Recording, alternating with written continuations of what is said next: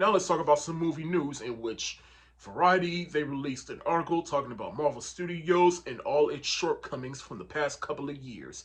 Now, I'm not going to go over everything, or maybe I did go over everything. I'm just going to go over just a few key points and also a trailer that Marvel released at the very end. So let's get into it. Right now, they're saying that they might drop Kang the Conqueror as the big bad villain from the multiverse saga.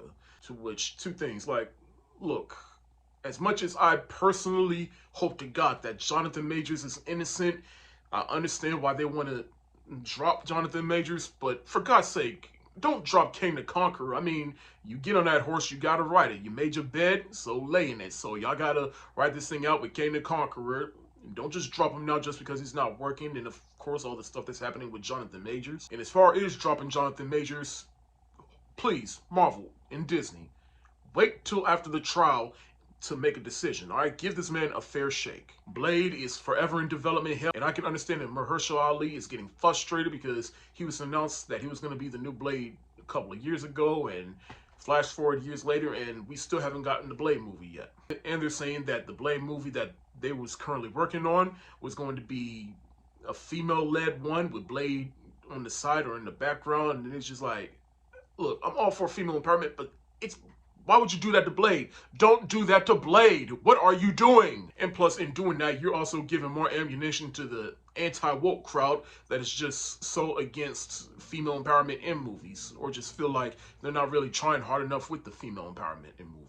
Also, it's been reported that at the time since I've recorded this video, that they revealed that the Blade movie will be rated R. So that gives us a little hope that they're making a step in the right direction to put this Blade movie on track.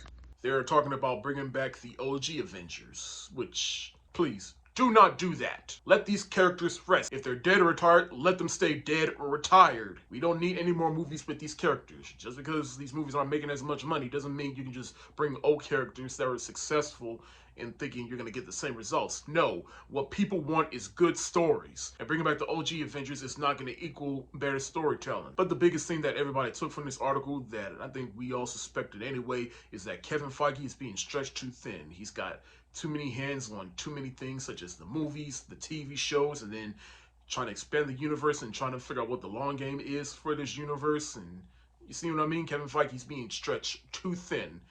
And it's a good thing that they are starting to pull back. They're doing less and less movies every year and less shows every year. And it's a good thing that he's doing that, because it's like, if you're in charge of so many other things that it's starting to become a detriment to the quality of the movies and shows, then maybe you need to pull back a little bit. Or at least find yourself a number two. You handle the movies while someone else handles the TV shows. Just make sure that the both of y'all are on the same page, though. And finally, Marvel released a trailer for Echo, which is now rated TVMA, and they're going to release all the episodes all at once, 5 episodes. And from what I saw from the trailer, I'm like, I'm really digging this. It's a little bit more darker. I'm happy that Marvel and by proxy Disney, they're starting to get out of that family-friendly territory and actually do something different. And actually bring us just a little bit more mature content. And I'm rooting for this show to succeed. Not just because the character isn't favorable after her introduction in Hawkeye, but because I want the show to prove that the mature themes can work in the Marvel Cinematic Universe and they don't have to stay boxed into this family-friendly tone.